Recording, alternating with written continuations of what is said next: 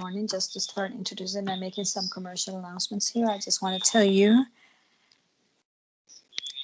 if you have not done this, probably you have already, but I'm gonna stop sharing my presentation very quickly to share with you very quickly the website of the Academy. Very likely you entered here for the registry to this webinar, but I just want to tell you that in the section of available courses, we have 2 more webinars of this blog today and next Thursday. This has been a very interesting experience in terms of credit improvement in Jamaica. It's going to be in English, but we have simultaneous interpretation to Spanish, just as in this course. And I invite you to get into the part of the resources. In resources, we are putting up all the information from the previous webinars. So, like last week, an experience of decentralized treatment and reuse of wastewater reuse. You can find the presentations here, as well as the recordings of the 2 calls, both in Spanish and in English, so that you can check the website resources. And this is something that I'm going to also repeat at the end. I'm going to share again the presentation.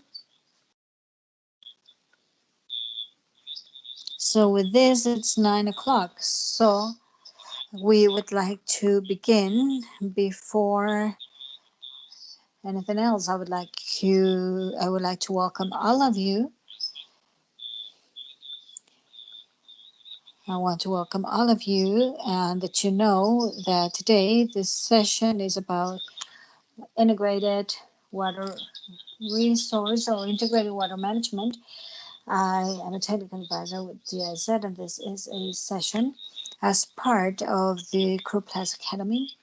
The Crew Plus project, as you know, is an initiative that we have with all the region of the Caribbean too, and we have grouped all our activities, training activities, in this academy, in this first block that started in February and finished now in April. Is made up by a series of alternative webinars of different topics that are relevant for the project. But the next blogs will come to fill more specific gaps. So for us, it is very important that in the feedback you can tell us about what topics are relevant or important for us so that we can plan and organize these sessions accordingly. So just because of privacy issues or privacy policies, the session is going to be recorded. And because of such policies, if you don't want to be recorded, then I ask you to please leave the session right now. And if there is no problem, I am going to begin with the recording.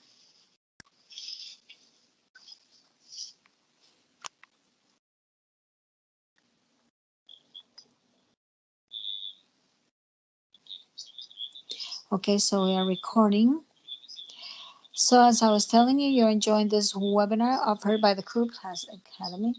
This is a virtual series for capacity building. We are providing some general information at this point, and we are sharing some knowledge of the GIF Crew Plus project. This time, we're going to be talking about the integrated water management, and with this, I want to introduce the speakers for today. We have 2 big participants. Number 1, where we have Oscar. Oscar Avalos is an agronomist engineer in natural resources, renewable natural resources from the University of San Carlos in Guatemala. He has a postgraduate in energy and environment from USAC. He's currently a technical officer of hydrology with WWF, and they do some work of hydroclimate work with the emphasis of water isotopes in the Motagua River and the metropolitan area in Guatemala. He's been a chair at the University of San Rafael and too, working in hydrology, basic management and interpretation of systems, agroforestry systems and silviculture. He's been an advisor of the diagnosis for the Acomé River He's been a researcher in different projects of the National Council of Science and Technology and environmental advisor for the Unit of Water Resources in the Ministry of Environment in Guatemala. And many other experiences had that Oscar. Perhaps you have a chance and you can tell us a little bit about that. And we also, Oscar is going to talk to us a little bit about the concept of water for all through the basic management plans. And then we'll also have Eugenio Barrios. He's years of experience in water management with solid knowledge in environmentals and national water policies. He was the deputy director of the Water Commission in Mexico. He also occupied different positions in WWF Mexico and America. The most important one was a director of freshwater program, where he led the national program of environmental reserves of water for the National Commission of Water and IDB. At the beginning, he worked also as an international consultant in the Meteorological Organization and the Econ River Commission and the government of Panama. He is a professional engineer from the University of Mexico, and he has a master's of Sciences and Environmental Engineering in Illinois in the United States. So without further ado, I would like to now give the floor to Oscar, that is going to tell us a little bit about the concept of water for all. Perhaps at the very last directions here, as a courtesy for all of those that are connected, I would really appreciate if you keep your microphone muted as well as your camera. And just to remind you that this session has an English version. Just in case you want to be at the English channel, you can go do it. So we can also put the link in the chat.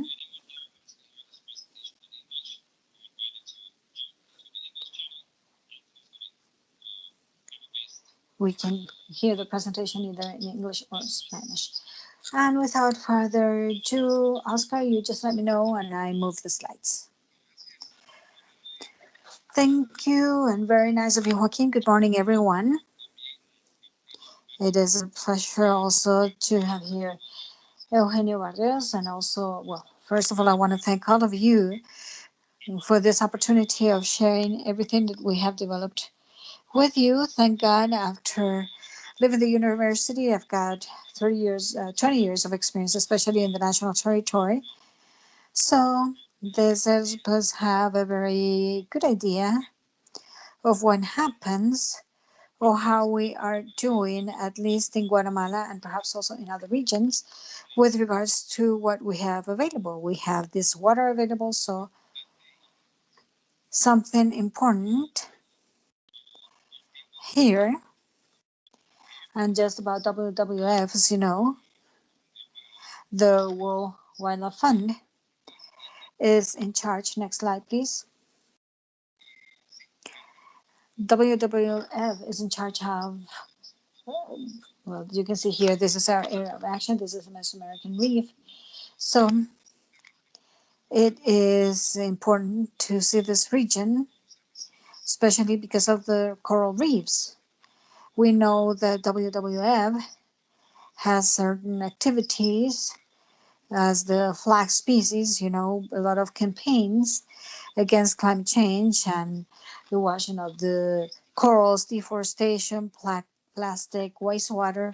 Also an important topic is the hour of the planet, which is an activity that's done worldwide. But also something important about this is that we already have also information that is generated through the research.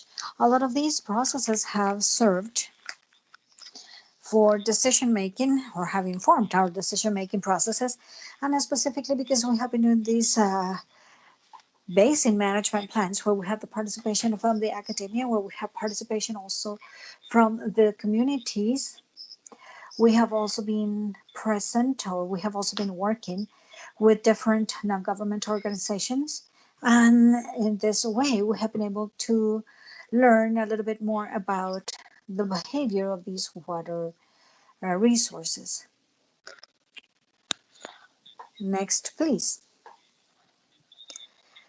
Okay, also within the region, as you know, there are many phenomena associated to the economic impact, Specifically, these extreme events, as you know, like the increase in the temperature, the droughts, the irregularity of rains, that all has been causing this impact to the economy of our countries.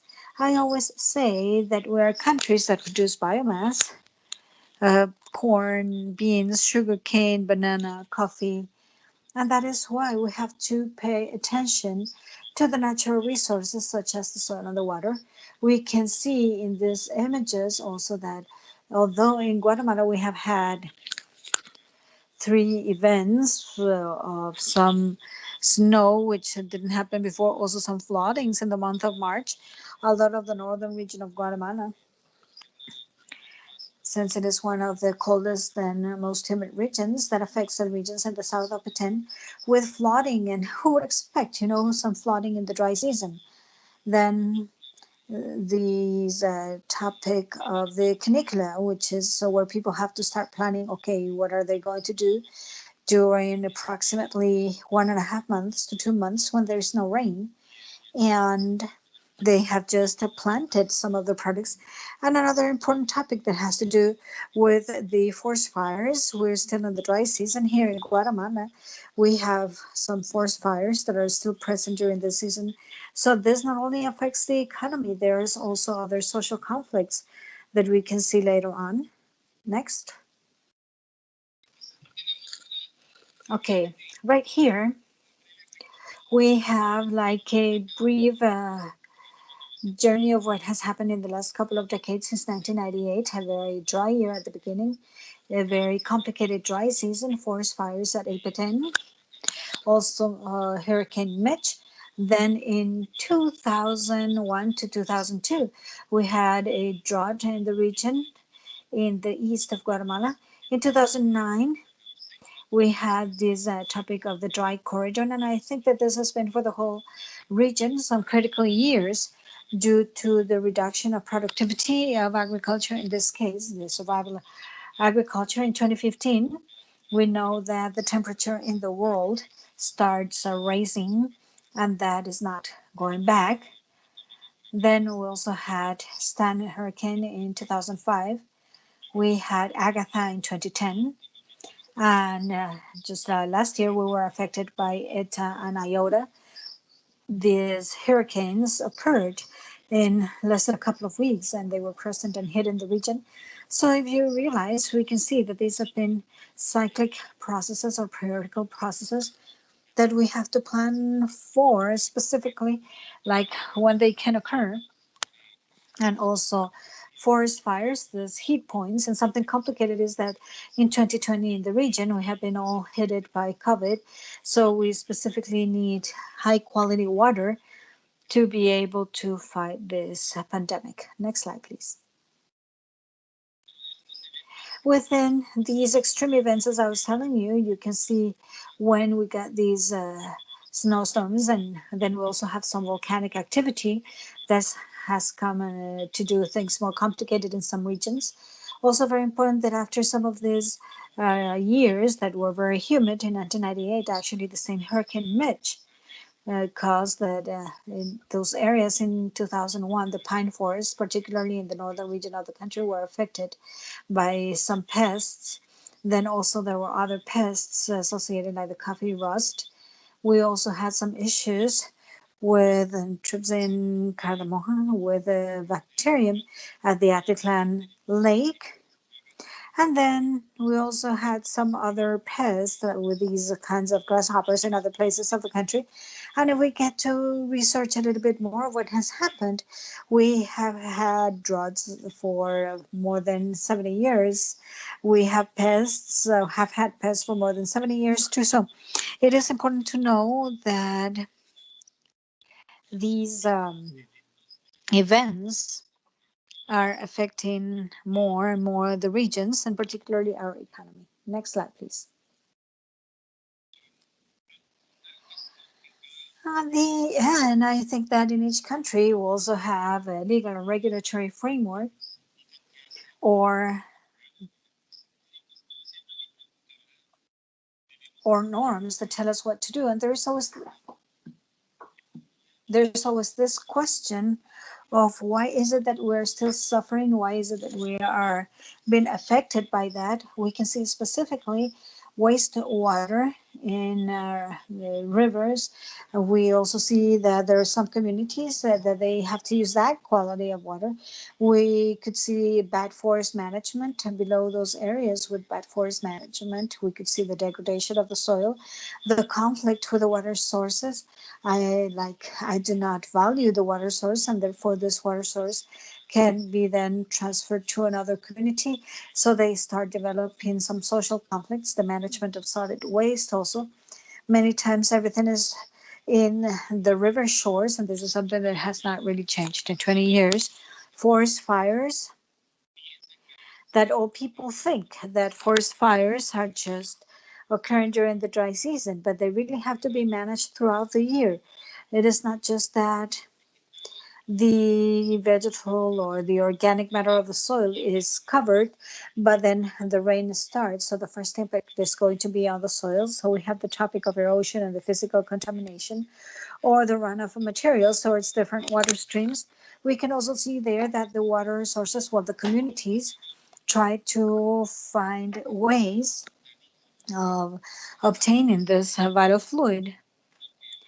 So we can see that sometimes people dig some wells, even small wells in the river, they find water, or like on the side of the road where people can use some of those puddles. So through this legal framework, we always try to support these processes about the basin management plans.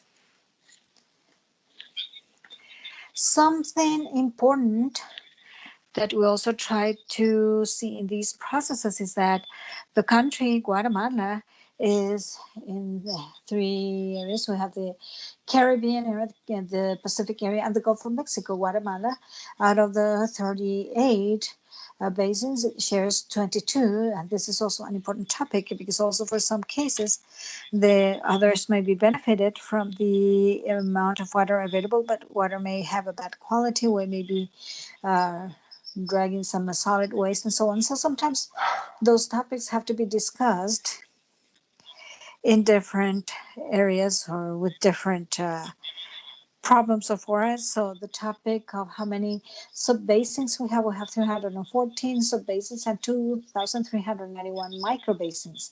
We always mention this because it is important for us to consider that all of our projects have to be located and have to be planned at the basin level.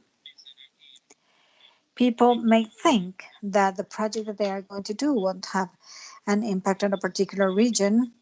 So that is why we try to make this emphasis.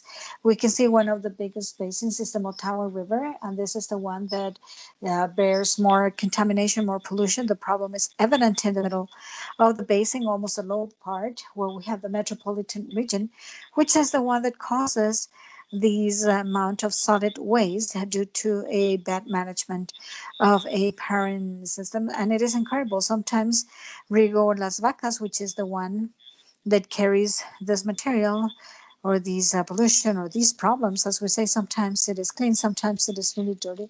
So it is incredible to have this situation change from one moment to the next. And it is also important that a lot of the projects that we want to do within these areas that have more problems, it's important to approach all those problems, include some local knowledge, because right here, if the problem is solid waste, we can put some plans to collect the solid waste, but the authorities do not know about this. So it's important to be able to tell them, see, over there, you get the vehicles coming to the river shore. We can do things that are much bigger than what they have in these powering sites that are mismanaged. And also we can see in the pictures that the Motagua River, it's nice and clean where it begins until it comes into the metropolitan area, getting into the Motagua River. So the problems begin there. Next slide, please.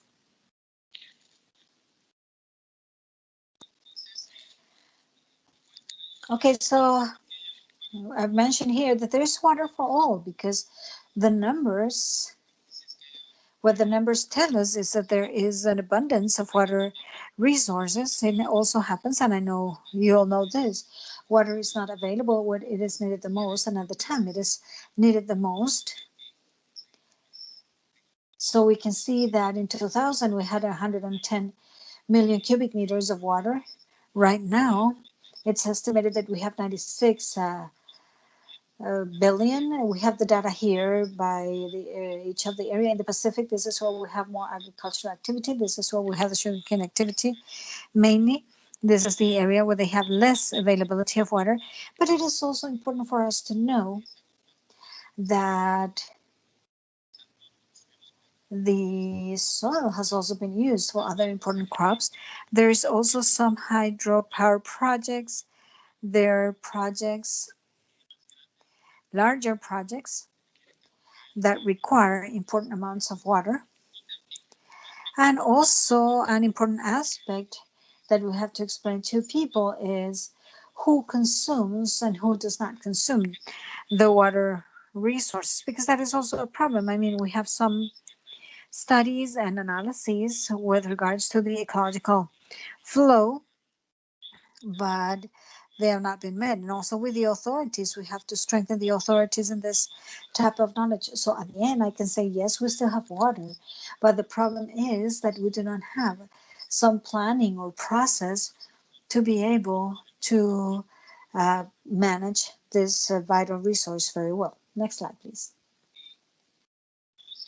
So I always mention to our authorities and in all the processes that we have developed, I always say that there is information since 1998 for the country. And sometimes people say that there's no information. There is information. There's hydrogeological studies. Next slide. There's some studies that are related to forest coverage. This is a map for the capturing and water regulation elaborated by the National Forest Institute, indicating which are the most important areas in those two attributes based on the water resources. Next slide, please. We have some other information, background information, such as what we call the life zones. The life zones is really like an atmospheric balance. That means how much water falls in a region and how much water goes back to the atmosphere through evapotranspiration, and that gives us the hydroclimatic characteristics of a region, like having rainforest and moist forest and so on. So this is how we can get an idea of what is happening in the territory. There are two exercises. One here is from 1984 and the other one is updated to 2011 with data from the year 2000. And I always mention this because sometimes the authorities say that it was not done by the university, so it is not official. However, we do see a lot of information that has to be updated by the government entities, and they use as a reference a lot of the research institutes, the academia. So it is very important that as technicians, we need to know what information is available and how we can use it, because this is the way for us to be able to plan the water resources. Next slide. Once again, the Ministry of Agriculture generated a map for the potential of underground water for the country. This is also information that is necessary for the management of water resources. So what's important here is that sometimes they make some investments, in this case for irrigation, not knowing what the availability of water is. So with this information, we can support different processes, at least telling you or reminding you that the information is available. Next. Also, in this work, WWF, together with the government entities, has been working on the water reserves, and this is an important topic that comes out in Mexico. WWF Mexico has 15 years of experience, and this is what we can use in Guatemala as a reference to work on this topic based on the attributes related to capturing water recharge as well as protected area and the Ramsar sites. This combination of these 5 attributes provide us the map for the potential water reserves for Guatemala. These are vital because they are related to water security with the planning of the water resources, in addition to seeing the supply and water availability.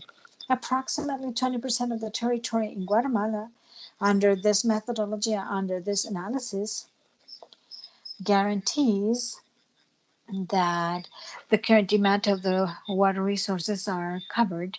So these resources were also useful for the National Forest Institute to be able to generate its map.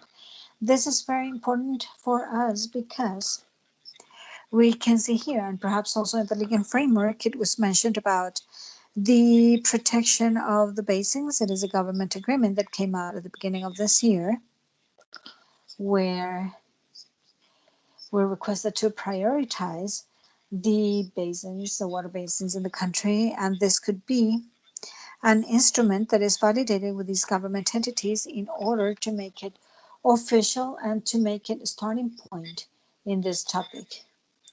We can see important areas in the protected zones. We can also see some basins in the southern coast where the water resources are very important and there's still some conflicts. So this is how the information becomes an important instrument to be able to do some planning of the resource.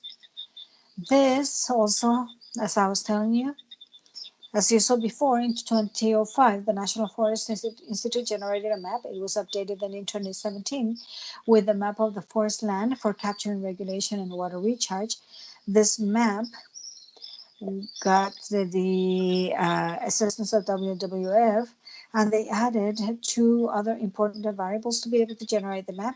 This map also from the National Forest Institute, it has or is related to the forest incentives. There are forest incentives for the management of the agroforestry systems, for protection forests, and also forests for reforestation. That is why now the National Forest Institute wants to encourage those areas that meet these requirements for the water resources in the forest, and they also generate a map about the different parts of the basins, because everybody, as we know, this water recharge occurs in all places. If there is no asphalt or concrete, so any area can be an area for water recharge. However, we have to consider the volumes, because always at the institutional level or at the community level, we think that only the highlands provide the best recharge, but it is also very important that we know this in many regions, and that is why it's important that the National Forest Institute generates this information. Next slide, please. So it is important, as I was saying at the beginning, with so much information, why is it that we cannot plan our resources, in this case, the natural resources, and specifically the water resources? There is information at the level of the sub-basins. There is information that the academia has generated, but unfortunately, we do not use it. There are policy instruments created, and the baselines are considered like 0. There is no goal saying that in X number of years, there's going to be an increase of 10,000 hectares under protection or with forest incentives. So we try to make this known. We try to collect some information by using GIS, Geographical Information Systems, to be able to link related information to something. So within all this research, all the universities have an important contribution. However, this information does not get to the government entities. We need to strengthen the information systems that exist, where we should have that repository for the information, the databases for the research, so that we can include this topic for the planning of the water resources. Next slide, please. Right here, we can see the topic of water management. We have worked particularly in water balance. Eugenio, I think, is going to support us on this topic.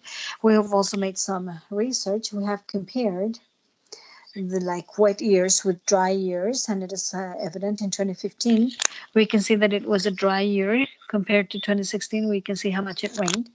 The rainfall is reduced in average in the subbasin. Evapotranspiration is also important to consider. Water recharge is also reduced considerably to 1/3 approximately of what we have for a wet year, and the superficial resources, in a way, they remain so. This has worked very well for decision making, and specifically to start making management plans at the subbasin level. Next slide, please. We also have the analysis on isotopes of the water, specifically in Ontario and oxygenating. We have here the hydrogeological model, in other words, the characteristics of the profile of the subbasin of the rock, and specifically everything that has to do with the hydrogeochemistry through the isotopes. And in summary, here we can identify that the water that falls into the cloud forest in this area here, that rain is the one that feeds or go through the subbasin, and this is the water available in the wells downstream. Right here, we still have some data of silicate where this contact of the water on the metamorphic rock, in this case, this is something that provides this information. So this has worked very well for us to be able to do the analysis of what is the water available that we have in the lower parts. So as I was mentioning before, we made some comparisons in the water balance for a decade, but with the isotopes, these science-based topics help us make decisions in 2 years as a minimum, because we can understand the behavior, the distribution, and the origin of the water at the level of the subbasin. I was seeing there, they were asking about the biological corridors. In some places, we have worked on that information. For example, at this moment with the basin management plans, we don't have that, but we have had that information or those analysis with the development of the jaguar management in the Mayan jungle. We also try to see here the important role of the gallery forests, because that serves as a corridor between the lowlands. In this case, it is a lowland species moving to the highlands, but in these basins, we have not worked on that topic 100%. But as I say, there is a lot of information that is based on science and that has contributed for us to elaborate management plans. Next slide, please.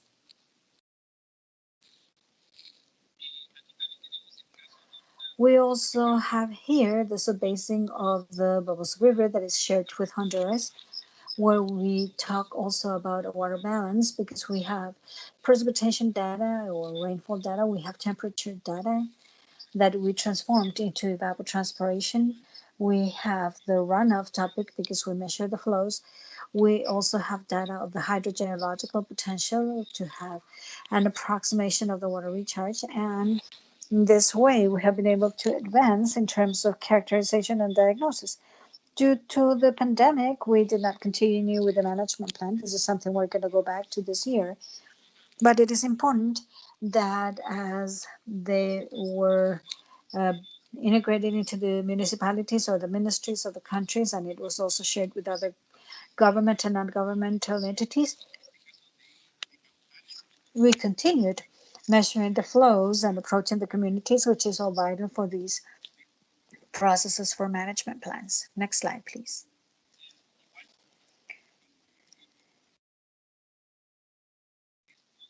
in these studies that have been made.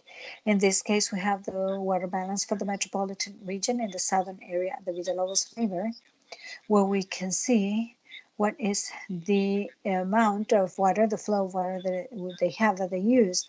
And something important as we can see in that in the map, in that shaded section that is like in reddish, that river has wastewater 100% of the time. In that section, that river has been infiltrated. So approximately 10% of the flow as monthly average has been infiltrated. So we have to give the notice, because there is a problem, because the water that may be contaminated. And in a part that you can see over there in the map, there's some wells that are not too deep, that are 500 feet down, and in the last 5 years they got contaminated with the quality of the water. So it is also important that the data that we gather for water quality, we also made the isotope analysis. This is all vital to be able to know how the water resources will be, and then do the necessary planning. The metropolitan region does not have any capacity with the water resources. However, they're still authorizing construction projects and well perforations, and it was estimated a couple of years ago that the water balance was negative, that we were overexploiting the aquifer in more than 45 million cubic meters per year. Next slide.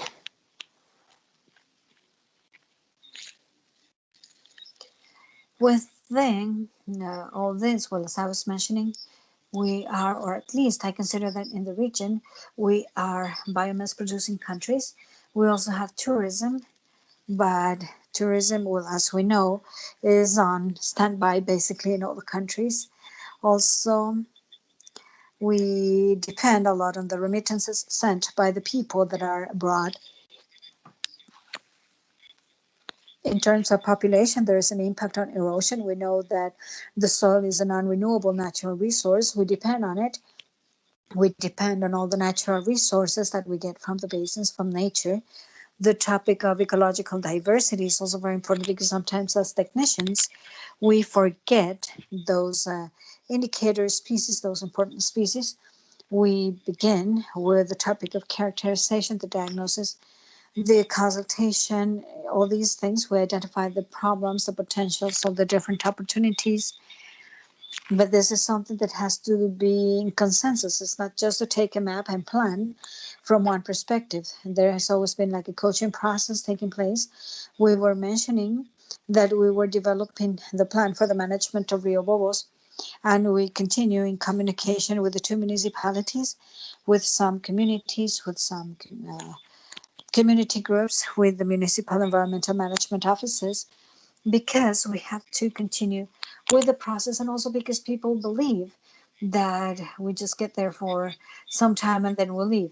Within these management plans, in this case for the Pasavian and Tecultan rivers, they have 5 important programs. Risk management, because we know that these are regions where we cannot plan the planting during the rain season. The topic of preservation or conservation strengthening, because people know, and we have to continue telling them that depending on the subbasing, we have to continue working in this. Then institutional strengthening, everybody demands things from the institutions, but we also have to participate. Then the program for strengthening of economic sector, we can generate tourism, we can strengthen the area. If we cannot work in agriculture, we can focus on the agroforestry systems, and the outputs from this may have a market. And also the program for management and equitable use of the water resources. We would like the water resources to be equitable in use so that we can accomplish this management plan. Next slide. Oh, Oscar, just to tell you that you have just about 5 more minutes. Okay, perfect, Joaquin. Okay, so as we can see over there, look at the resources that we have at the Teculutar River subbasin. see that there is more pipes and there is more demand for the water resources. And we have generated some information. We have an estimated ecological flow for the subbasin. There is community participation. This management plan has existed since 2015 approximately. There is some pressure from forest fires. There is a lot of illegal activities in different topics. There is illegal mining. So we need to know that. We need to recognize this. And this subbasing is one that is been exploited. We can see in the central part of the river that may have about 16 liters per second when the ecological flow should be 1,600 liters per second. So that is not met either. Next slide, please.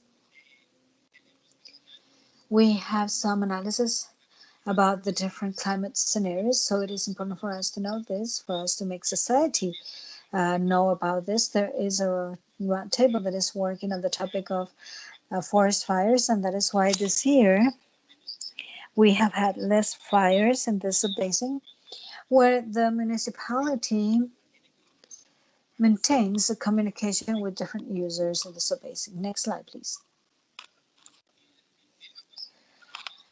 As I was telling you, these are plans that have a 10-year horizon. They have a vision and a mission where it is necessary to have like a basin committee, a steering group to guarantee the balance between nature and society. We have here different meetings. Sometimes you have to get together with the community in the highlands because they have to work also on the river. We have to also work with the lowland people. We have to work with the committees, with the community groups, and tell them about what is happening and also everything that happens throughout the basin, because after a fire, then there may be pests and diseases. And then people say, why is it that there are no forests? Why is it that there's no reforestation? There's no water. So we have to socialize this. And something important here is that we have our partner, in this case is Fundación Defensores de la Naturaleza, that support us in this process. And they are like the co-managers of the protected areas, and these are the high and mid areas of the subbasin. Right here we have different activities. A lot of people, just as there is illegal actions, then it is important to do the planning for monitoring with the different authorities and training. Something important is to bring the community members to the water bases, because sometimes they cannot perceive what's been done upstream. So we have to take them over there to see it. One of the recommendations is that these activities do not have to be done in the working schedule we're used to. These are processes that have to be done after 5 o'clock in the afternoon. We know that community people, if they do not work today, they won't eat tomorrow. So we have to wait for them after 5 o'clock in the afternoon, that they're not occupied, so that we can start with the awareness raising processes. And actually, sometimes we're even scheduling meetings on the weekends after they finish their church activity, after they have a soccer game or whatever. This is where we generate trust and we can contribute with these processes. Next slide, please. We have here the two plans. Each plan has 18 projects approximately. In this case, we can say that the one that is more advanced is Pasa Bien, approximately with 60% of these activities met. Teculutan is in 33% progress of the activities, and depending on what they're expecting or what analysis we're applying. However, it's also important to mention that these are not carved in stone. They can be improved, they can be updated, and we can continue making those updates to the plan according to the local needs. It is not that Oscar Avalos has this idea and we're going to impose it here. No, it is based on what they need. Next slide. And well, this is like a puzzle, you know. You have the social part, the economic part. We have to go with the children. We have to go with groups of women. We have to say that we're cleaning the upper stream. We're doing some cleaning, that there is a group of 10 people that after there is a forest fire, we have to reforest, that we have to do reforesting. We have to participate with the different entities, because then they say, well, we got $100,000 here, but what happened with that? Well, you have to pay for 10 forest firefighters. And we need to have vehicles, we need to have food, we need to have materials, equipment, uniforms, and many different things to benefit the community. All this has to be known by society because this is how we can better progress with the management plans. Those are very important activities that have to be communicated. And it includes from private companies to the community members, because otherwise we cannot progress in the management plans. Next slide. And well, with this finish, as I was saying, see that sometimes people at the community level do not doubt on the information generated by WWF or nature defenders, but sometimes they just want to act, they want to implement the projects. So we tell them that the same situation that is found at the local level, it's the same situation in the northern area of Guatemala, with water is more abundant, the region is colder, or the southern coast, or the whole region of Central America. So we always try to tell people about this. There's lots of projects, as you can see over there. There's some of the dams that have no water. The Motagua River has lowered the flow in the dry season, like in April 2019. I was able to walk through the river, and this is something that didn't happen before. So you tell that to people. So everybody has to participate. There is a lot of information. As I said, there is enough information. I think that in each country, there is information enough to plan the water resources. We have to look for the information. We have to review the information, update it, and be able to develop all these analysis to be able to socialize this and to preserve the water resources and the other natural resources. Thank you very much. Thank you, Joaquin. Oh, thank you very much, Oscar, for that excellent presentation. That's been loaded with a lot of really valuable information. I think that now we're going to move to the presentation from Eugenio, and at the end we're going to have a Q&A space, okay? Eugenio, do you always want us to ask the questions for the Mentimeter? Hi, and good morning or good afternoon. If they're prepared and if you can coordinate that, perhaps it would be good.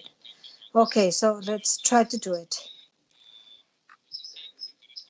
So, Anthony, if you're there, maybe you want to take the floor and give some directions for the Mentimeter.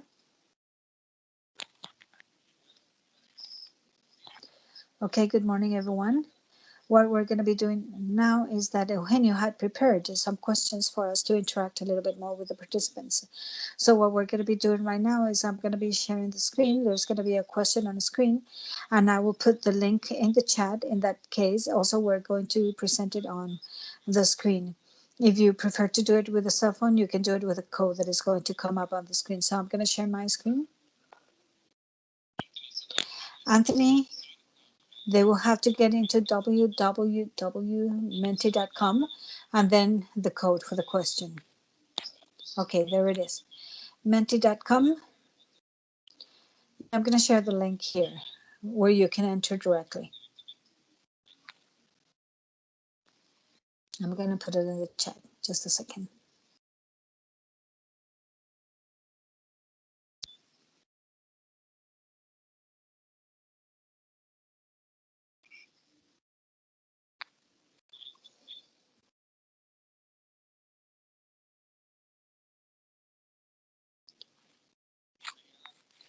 Okay, that would be the first question. What is the condition of integral water management in your country? What's the status of integral water resource management in your country? And you have three options at the bottom. The first one, it says it covers the entire country. The second one, it only covers some regions. And the third one, it's limited. There is no legal or administrative framework for the development. So we can see that we already had some participation. You can go ahead and vote.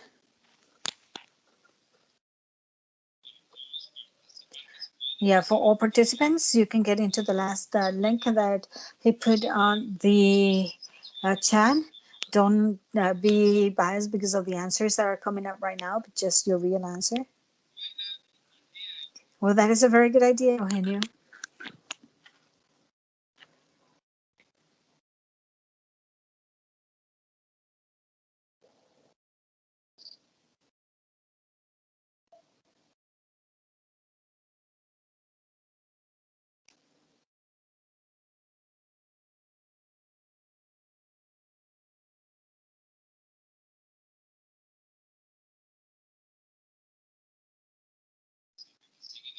Okay, we're still getting some answers here, but we get an idea of how things are moving.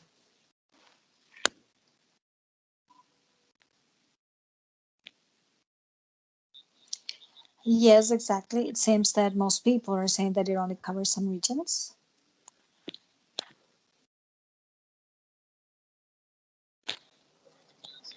Okay, yeah, I think that you can continue voting during the talk, right?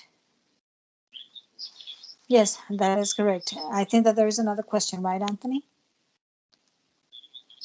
Or it was only one?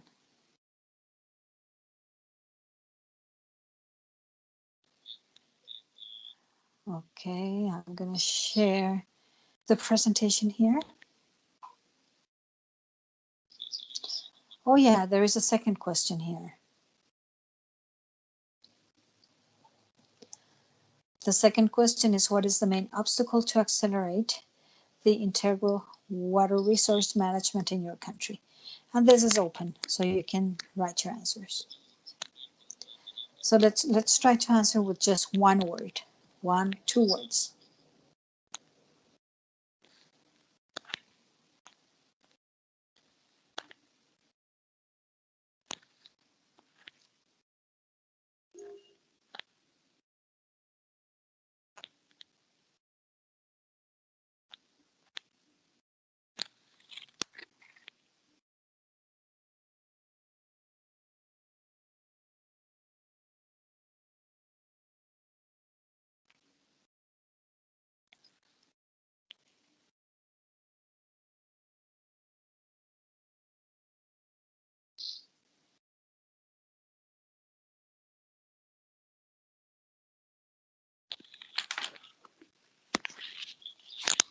Yeah, we have a little bit of everything here, right? Okay. And maybe at the end we can comment on the final results. Perfect. So I'm going to take control again to share my screen with the presentation. Okay, so without further ado, Eugenio, floor is yours. Okay, so thank you all very much for being here. Thank you very much for the invitation also. It is a pleasure to share with you the experiences that we have had. And particularly if we go to this next slide, the work that we have done recently for the Cartagena Agreement, the Cartagena Convention, to analyze and propose how we can better integrate everything that has to do with the integrated water resource management, in the convention. This is very important and it's very illustrative of the challenge that we have to approach in these years, which is integration. So what is interesting is that there may be different programs and we have to see how we do water management so that the marine ecosystem works better, which is finally the mandate for the convention. So this presents this big challenge of integration. The topic as such of integrated water resource management already sets like a challenge on the table. What is integrated water resource management about? And we can talk very quickly about the current framework and we can move to the next slide. So integrated water resource management, I think that the presentation that Oscar has just made is an excellent example of integrated management. It shows a whole process that promotes development, that promotes the coordinated management of water and the soil and everything. And Oscar also mentioned in his presentation with the objective of maximizing the economic and social well-being in an equitable way. He emphasized several times the part of the equitable and sustainable use of water. So it is very important for us to keep this idea in our heads. When we're talking about integrated water management, it is a process. I don't know if it's not very optimistic, but it is a never ending process. It is always facing conflicts, it is always moving forward, but it should have better tools to be able to solve this. So it is a social process where we have to get involved. There are some topics. Oh, sorry, I didn't mention the concept of integrated water resource management. It started in 1990. It is very common with the Dublin Declaration, where at that moment it was said, okay, if we want to manage water resources, you need to have a holistic approach. You need to have participation. It has to be participatory. Everything that has to do with gender was what identified at that time, and also water as an economic good. But this was in the 90s. We have 30 years or more of experience in the world where each country has been approaching the topic in different ways with different priorities, etc. And throughout all these years, there have been other concepts that many times we say, okay, what is it that we're doing? Integrated management or water security or water, environment, and energy together. So the water security, which is something that has also come up very strongly in the last years, we're talking about the desirable state. Finally, our basins, our country, our region requires water security. And how is this defined? Well, it is the capacity of a population to safeguard the sustainable use to the adequate amounts of water that we can have. We can have the certainty that we're going to have water every year with acceptable quality to maintain the development and the well-being. Something very important is to guarantee also the protection against contamination, the disasters. Oscar also mentioned that very clearly. And the ecosystems in a climate of peace and political stability.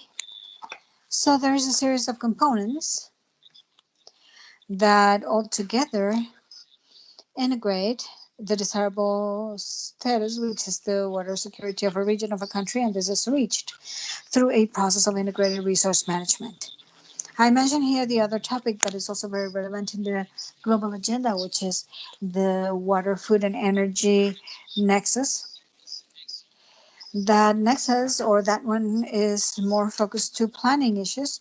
We have to understand this as planning, more focused planning, whereas it happens in many places of the world, where water, or the main user of water, is either for energy or food. So how to have a coordinate planning of these three sectors. And this is where the nexus has generated a lot of contributions. What has changed, or what is the challenge we have ahead of us? What has changed from the 90s and on? I think that there have been very, very important and interesting changes. If we go to the next slide, please. The first one, and more important of all of them, is that we have water as a sustainable development objective. This has not happened for many years. The water sector has struggled for a long time to be included, and it was not into the sustainable development goals, where they said, okay, let's have an exclusive goal for water. So this is a great step for the water sector. If we move to the next one. And in general, the sustainable development goals offer a great integration challenge. The first challenge we have is to integrate things. So you know all the sustainable development goals. This is something that has been discussed a lot, but it proposes a map of integration. There is an integration map that we'll have to approach. It is not a simple task, but we need to see how we can integrate water, how we can get integrated also with other goals, how we can integrate, how we can make synergies, how we can make resources more efficient, how we can improve the results with other goals. So how water participates in the climate change. We can talk about climate change with water? No, without water, sorry. Can we talk about healthy oceans without fresh water? Perhaps not. So how do we integrate all this? How in practice do we sit down and propose new policies that will promote that integration? And right here, this is a big integration map that shows the big challenge that we have ahead of us. Next slide, please. So particularly the goal for water, or the objective for water, you know it. It has these objectives, these 6, 7 objectives, and all these indicators that are also very important, very useful, because this is what the integrated water management system should have. It has to consider water for people, it has to consider water treatment, it has to consider water for the ecosystems, etc. All these indicators that if we fulfill them and if we measure them, we are moving in the right direction. So particularly indicator 6.5, this has to do with how we work with integrated water resource management. How is it that we progress in that process that is integrating us in this whole process for water management? The indicator per se, this indicator that was approved for the first time in 2018, and there's a baseline. It has these 4 components. So this integrated management has to focus on generating favorable environment policies, legal framework tools. Oscar has mentioned what is the legal framework in Guatemala in this case. Then institutions and participation, which have the institutions, how we have to operate. Then these management instruments, the tools, the water balances, the forecast, and so on. And funding, of course, budget. So those are the 4 components that altogether make this water management process more robust. In the particular case of Latin America, the Caribbean, this is information from 2018. Let's move to the next slide. This scoring is in the low, mid-low, and low range. And what does this mean? Well, what's the challenge we have in the region? Well, this means, and the report concludes, you can look for the report that is from the UNEP and the Global Water Partnership, that it says that at the pace we are moving in with these results, next slide, or next, the report says that it is really unlikely that the global objective is accomplished unless the process is significantly accelerated. So this is where we have this concern from the Cartagena Convention, and there is a concern from many countries. They say, okay, we have to accelerate our pace, and we have to be more focused, we have to be more integrated, we have to be more energetic to really double the effort of all this work. Next.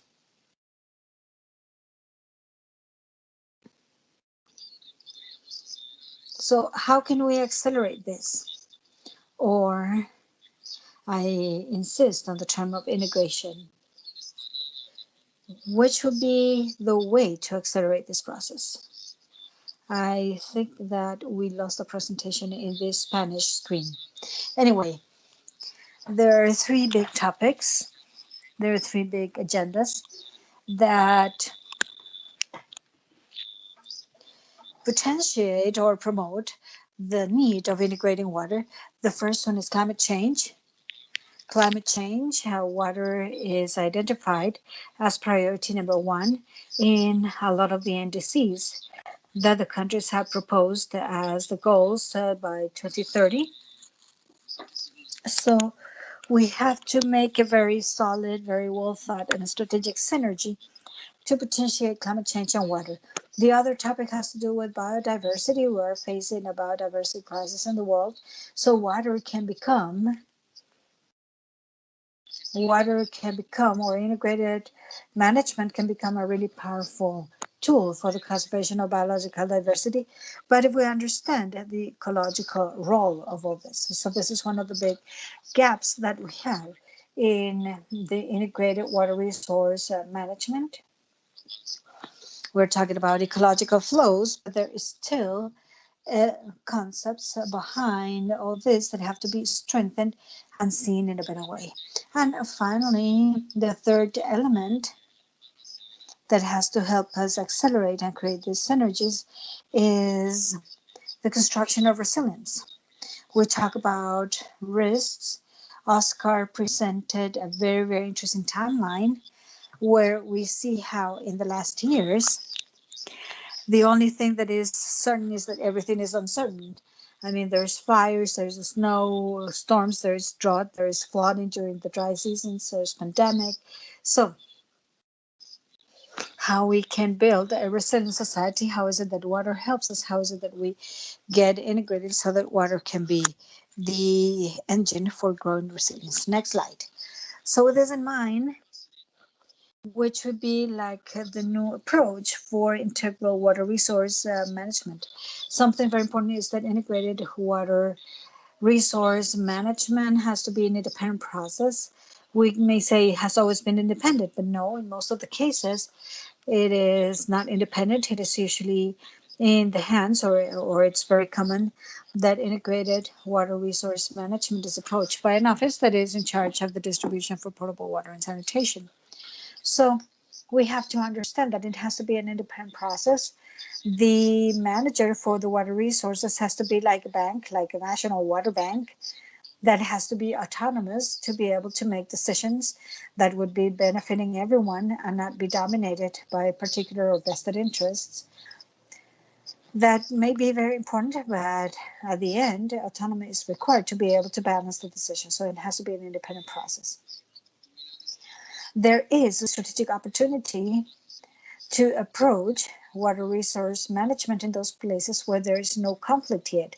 This is experience that we develop a lot here in Mexico, where and I tell you the case of Mexico, there may be two countries, one that is really conflictive in terms of water and another one without that. So the part of the conflict, we have to work with that every day, but the part that is not conflictive, you can really help us solve many of the issues. So this is a topic that has to be approached and considered too. And then we have to integrate solutions, as I mentioned a while ago, for climate change, health, of course, and development under the big umbrella of resilience. And for this, in the convention, we worked, and let's move to the next one. We work on how to facilitate the integration. We consider that an essential step is to have a common understanding. In other words, to have common principles. So for the convention, and particularly for the program specifically, these are the common principles, and they have a very clear and concrete translation if we talk about the integrated water resource management. In integrated water resource management, you have to talk about ecosystem based. The water manager cannot obviate talking about ecosystems. We have to talk about this connection of source to sea. We have to talk about connectivity. We cannot, or the marine sector will be talking about connectivity and the water sector not talk about connectivity. No, this is a fundamental value to be able to integrate and benefit and manage the marine ecosystems, but also the coastal ecosystems. Sustainable consumption and production, well, everybody has to talk about this. The natural capital approach, we know that we have a great capital that produces environmental services, and we also have to integrate this into this understanding of water management, the science politics interface, the creation of resilience. We couldn't, or any program, water, soil, whatever, wouldn't be able to work if it is not creating or constructing resilience. Then the part of health, well, it's obvious that under this concept of one health for all is going to continue being very important. And the part of public participation, at the end of the presentation, Oscar said this very clearly. He gave us very clear examples, daily examples, that this has to be participatory.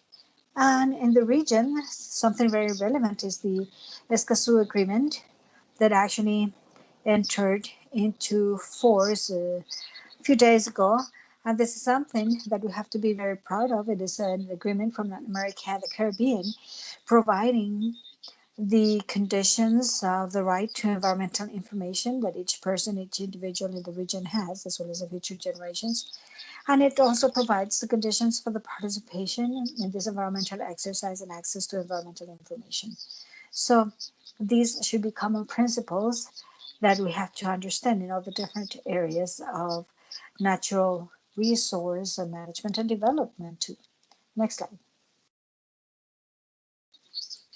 Okay, so with this in mind, we identified what are the elements for integral water resource management that have to be there and that have to be approached in a certain way to be able to accelerate and to be able to progress in this process that is established with these goals, particularly 6.5.1.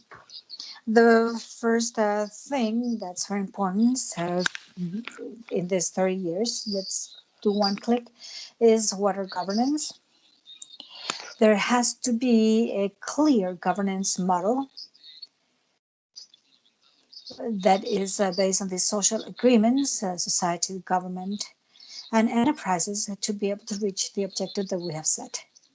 We need to have this model where we understand that there are some authority actions because there's a given moment where water may be a conflict, but also all the scheme of agreements, collective uh, covenants. And this is something that was not very clear for many years. It's like, okay, let's do the project, let's do whatever is necessary, and we'll see what happens at the end. No. The experience has told us that before putting up any stone, before taking any action, we need to have this kind of agreement. So that is an essential element at each project, each country, each region should work on this. A second element that is critical, click, water for the environment. I was mentioning a while ago about ecosystem-based management. The water manager should understand that they are dealing with a resource that is manifested on nature by a hydrological regime, a regime that varies. This variation is what supports life. And when we eliminate this variation, we are affecting this life. So maybe people say, okay, let's not touch anything. No, that's why we have science. We have science to see how we can alter this hydrological regime by keeping this ecological variety that the different species, animals and vegetables require. So this is not something that is so clear. I mean, it's the science of ecological, which is something relatively recent, and this is something that we are getting to understand better. So this is an essential element to move forward. Another click, budget and allocation of water, and Oscar mentioned this very well. There are very good examples when they say, okay, if the water manager is a water bank, as I was saying a while ago, the first thing that we need to know, or we need to estimate in the best possible way, is how much water we have. And from that water we have, how much we can lend as if we were a bank, how much we can give to the water users, how much are we going to use, and what's the kind of debt we can get, but how much water is going to be recovered too. So this balance, this estimation of the balance, or this management of the resource, is a very important part for the water manager. And it's not necessarily done by the water and sanitation sector or the energy sector. No, this is an activity that would be exclusive for integrated water resource management. Another click. Well, talking about risk reduction, integrated management doesn't have to be integrated. You know, this management, risk management, the Sendai framework is the global framework that gives us this integration.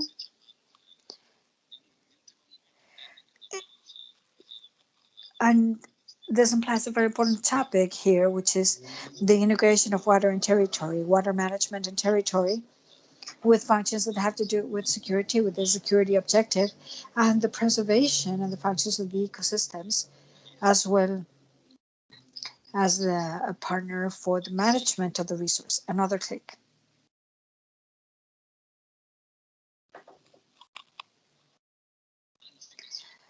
Okay, planning.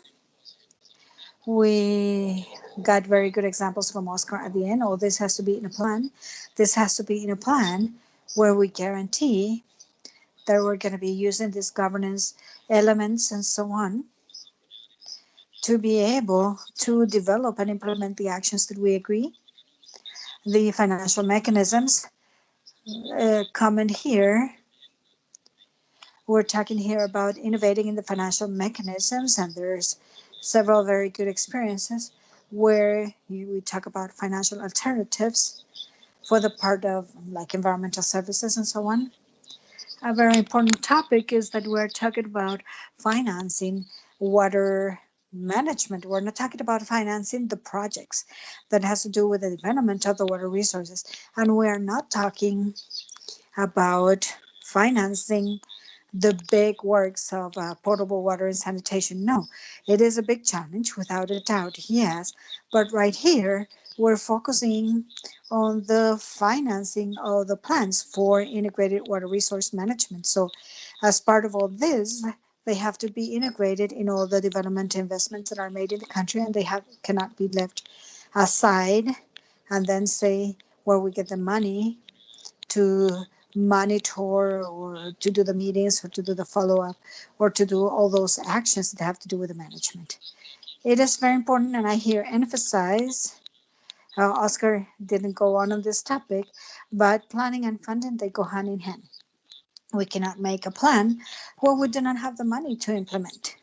So how much we have, what we have to do, and when we can do it. So this here is the cycle iteration between funding and planning that will be adjusted in the real world. And the last click, the key action that I want to mention about as part of this integrated water resource management is information management, information and knowledge management. I liked it how Oscar presented this. There is information, and this is something that we have also identified. I think that what is more important is to understand the information management. Information management is part of the management process. One more click. We need to have the information. We need to estimate the information. We need to estimate our knowledge. What's important is that we'll know what we know, what we don't know, and we need to plan in order to improve that information. We are not going to have all the information that we may need or that they told us we were going to have at school. No, we're never going to have all that information, but what's important is to have enough information to know that we're making good decisions that will move us in the right direction and improve this information as an integral part for this process for water management. Oscar presented all this analysis in a very interesting way, all this isotope analysis that's telling us where the water is coming from and from the rain that is immediately recharged, and it's just downstream. So there is a direct relationship in the conservation of the forest and the water that has been used by people downstream. So you can even estimate the amount of litters. So that's the kind of information that improves management. But having started this process with the conservation of forest, located us in an adequate direction. So I think that is a good example.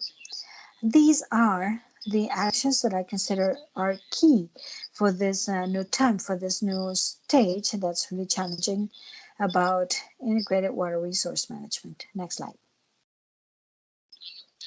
And finally, we established a conceptual framework where something that is quite novel that we also have during this time is this global agenda. The global agenda of water was not so clear before. It's becoming more and more clear.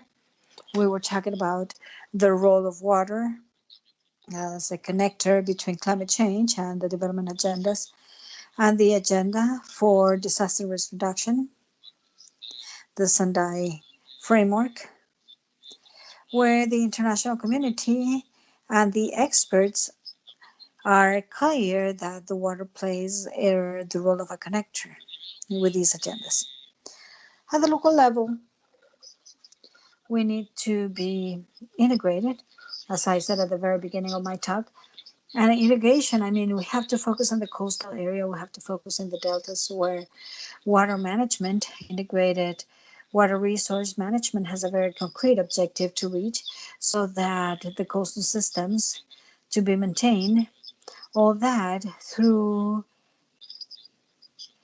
the risk reduction work throughout the basin with these principles of connectivity under these principles of integration in terms of water and territory management and risk reduction also, and the irrigation with this other process which has to do with the integrated management of the coastal areas where they would have a role to play But finally, what would make these three systems get together is the conservation of the deltas, the estuaries in an area of the Caribbean that's really rich in terms of the marine ecosystems, the coastal ecosystems.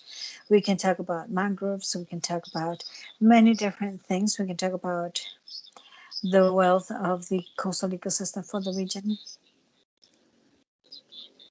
So this is a conceptual framework, and the idea is for this to help us move in this process of integration with the Cartagena Convention in the middle, with this role of coordination, promotion, facilitation that will help the countries consolidate and accelerate the pace towards the implementation of integrated water resource management, putting all these objectives in each country, in each region.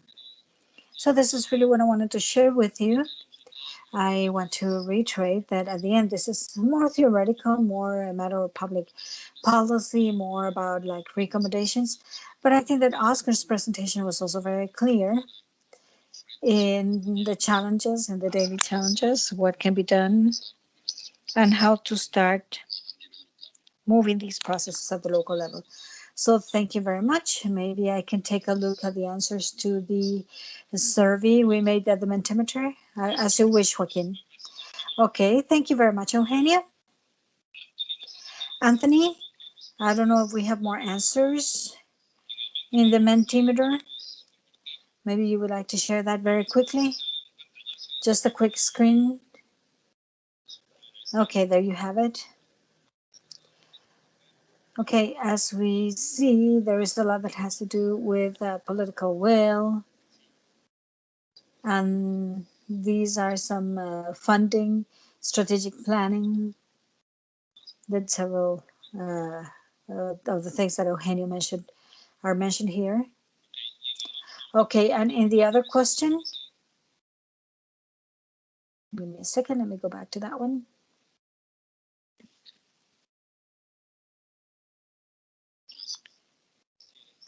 You can see it over there.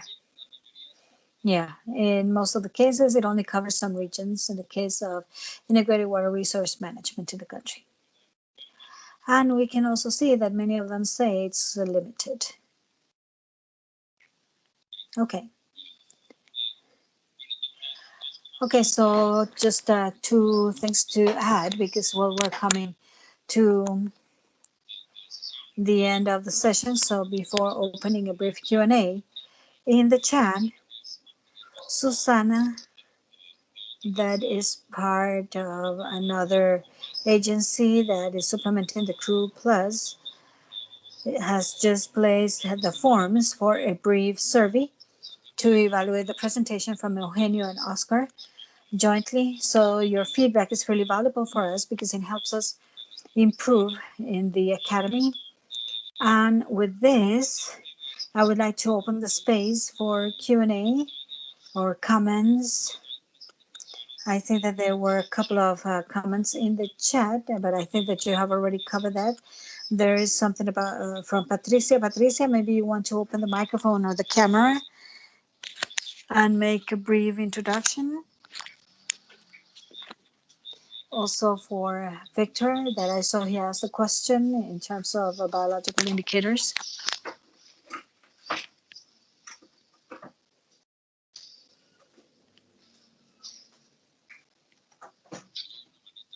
Somebody has raised a hand. Somebody raised a hand. Victor, go ahead if you're there. Yes, thank you. Good morning, and thank you very much, Eugenio and Oscar, for your presentations.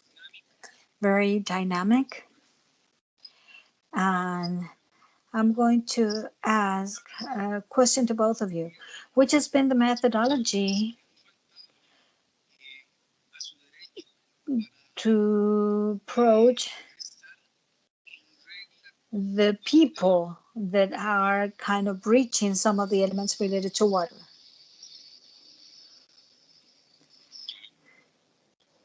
You want me to start? Okay, well, I can tell you very quickly my experience as a deputy director of water management here in Mexico. We have a whole scheme for surveillance, inspection, and compliance, and lots of regulations to approach the compliance or non-compliance for the water concession. Water concessions have two elements. First of all, there has to be compliance in terms of measuring. There has to be measurement. They have to report what they measure.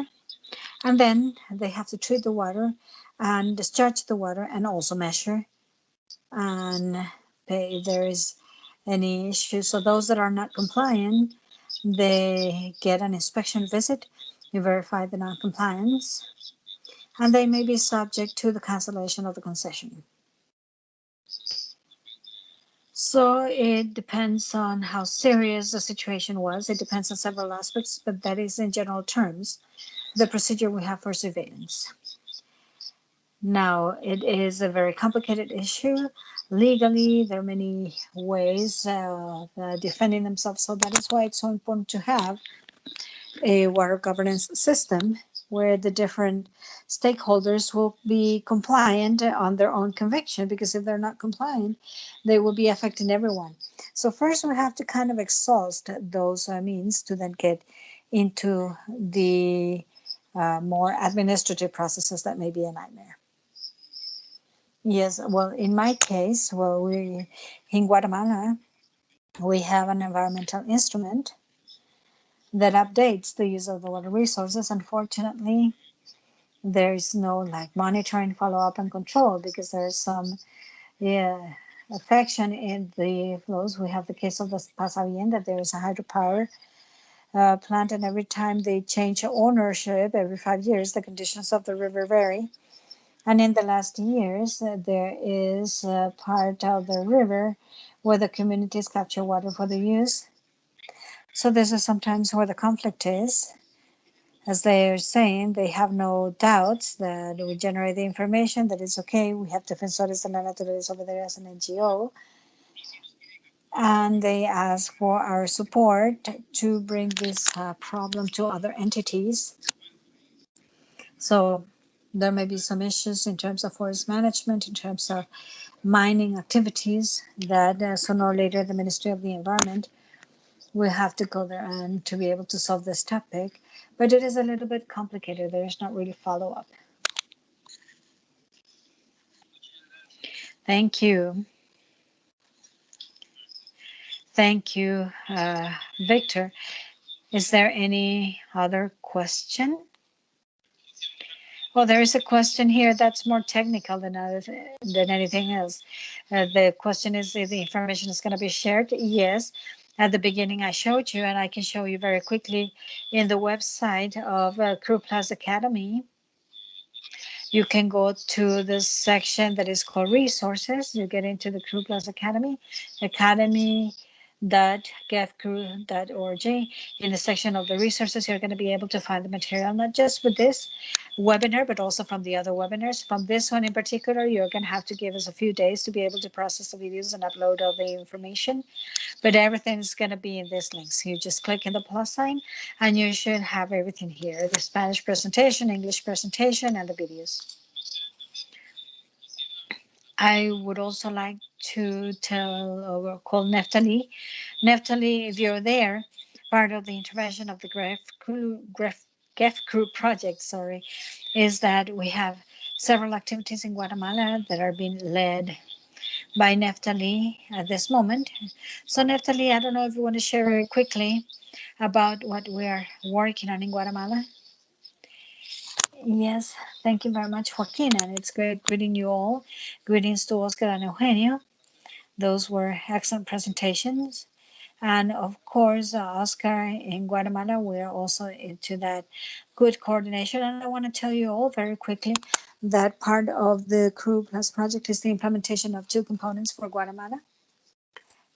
One of them is the update of practical guidelines for the formulation of basic basin management plans. We have seen that it's possible to work on this. It requires a lot of effort. It requires an integration process, but it also requires some orientation. So for those that are making this effort, perhaps They have been many years, as Oscar mentioned, and Eugenio too, that there is a whole methodological process. However, our institutionality in the country still requires that strengthening. So that is why right now, and as part of the team from Krupas, we are analyzing those efforts.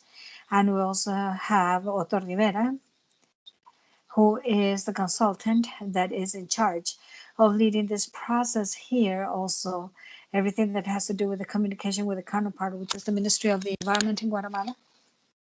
And I think that the effort that has been made is quite accurate, because there is kind of an appropriation, a big interest, ownership.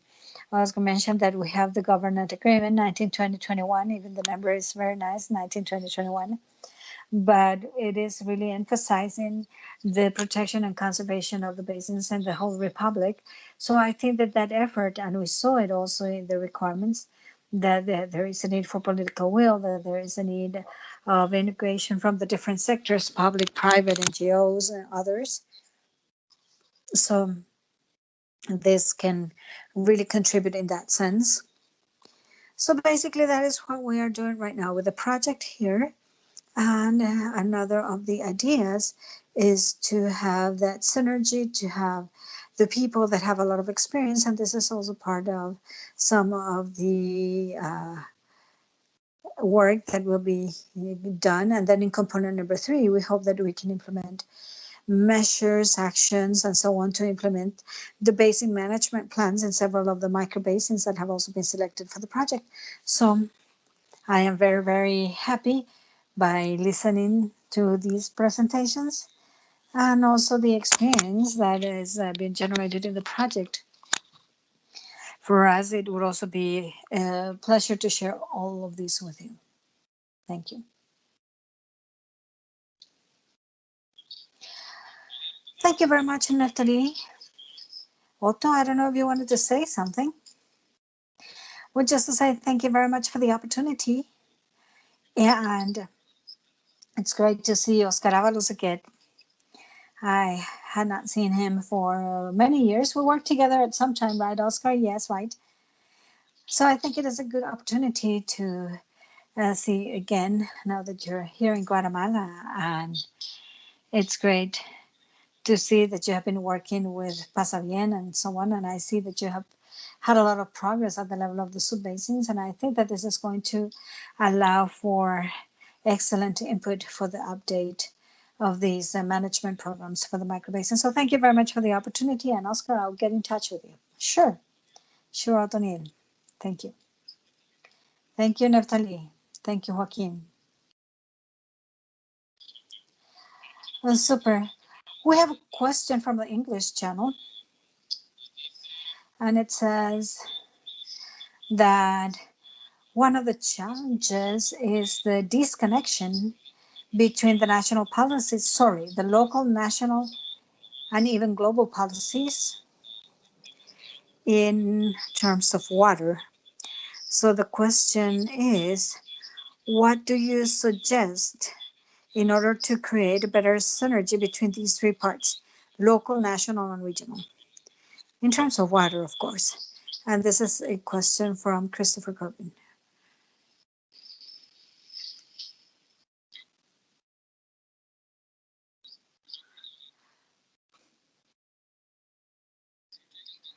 Well, I think that what the presentation really focused on that, it focused on presenting this integrating characteristic for water management. The water manager or water management has a very concrete role to play at the national and at the regional levels. We have to control the discharges and the basins so that the marine and coastal ecosystems to be in a good conditions.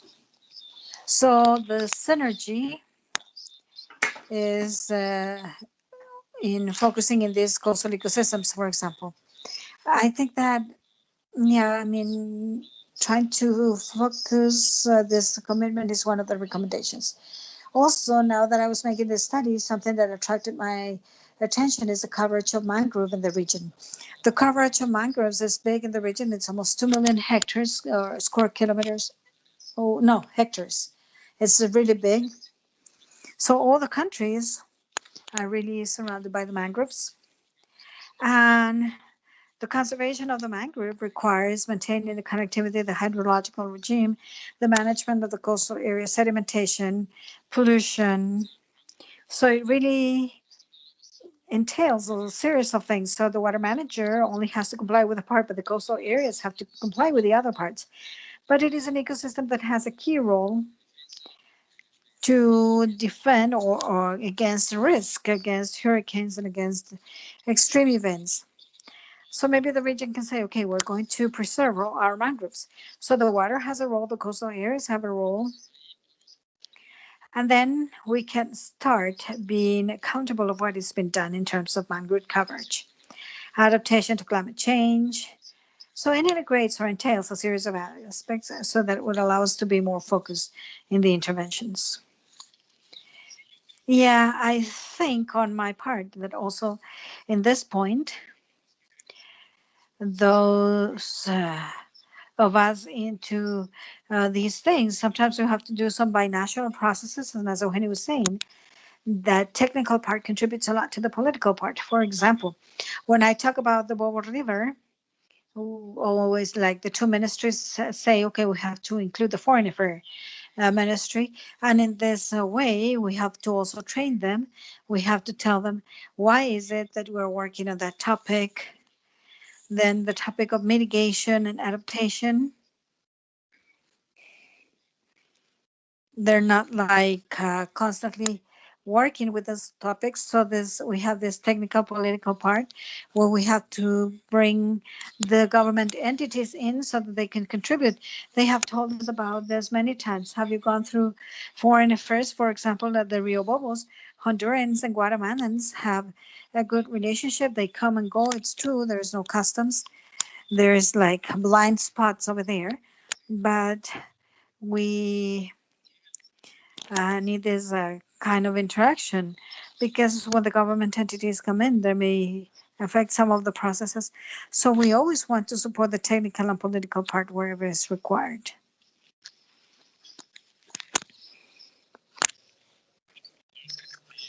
Thank you. There's another question in the chat, Nancy. Maybe you want to open the mic and the camera and ask the question? Sure. Can you hear me? Yes. Good morning, everyone. I am Nancy Mafiodo from Centinelas del Agua from Cancun, Mexico. And I have a question for Eugenio Barrios because he mentioned about his experience within the National Commission of Water. So I would like to know what is your perception with regards to the openness in the National Water Commission to implement these integral water management processes.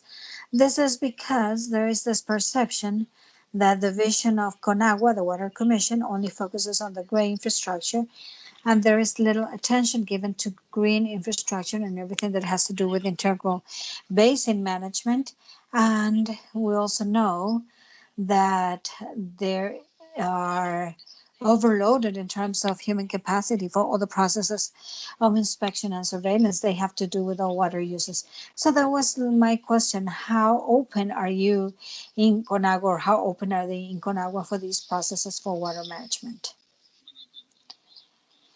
In terms of being open, well, integral management is in the law. So what Conagua does with the basin organizations, with the basin councils as integrated management, the process is over there for the integration of all the regional programs where we can have a direct intervention, and the concept is integrated management. If we go to the specific topic of the green infrastructure, that is exactly the new integrated management we have to develop in the region and in the world. The real problem we have with the green infrastructure is that it depends on the territory, and the territory is not in the hands of Conagua.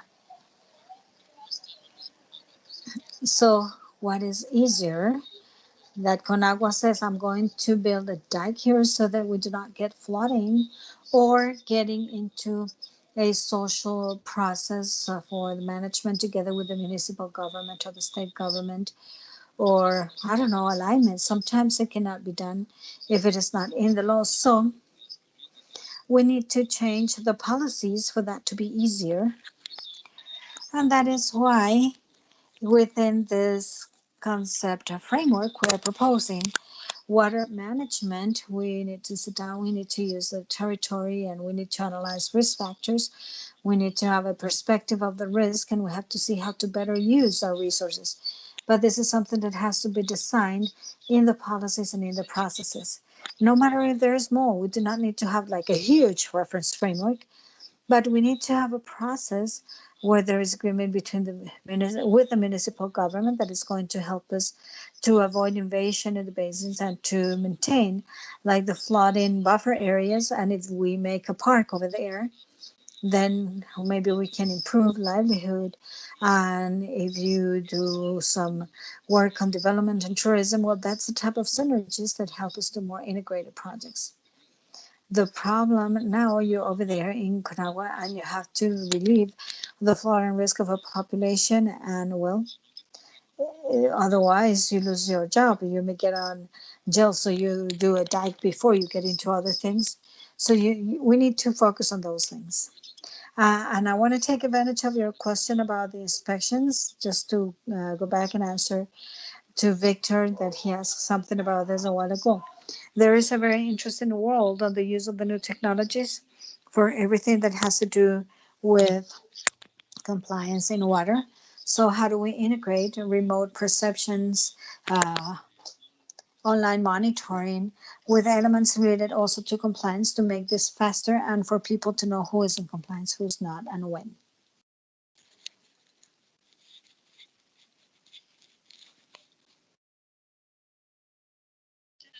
Thank you very much.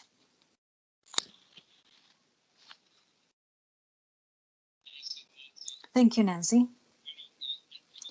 Okay, we're a few minutes over the time, but I would like to close this session without thanking Eugenio and Oscar for their time, for their devotion with the Crew Plus Academy. I think there has been a really valuable information that you've shared with us. We will be uploading the presentations and to the section of the resources of the webpage. But well, I would really appreciate if you can fill up the form that Susanna has just put in the chat for the feedback of this session. And without further ado, I thank you all for participating and wish you a great rest of the week.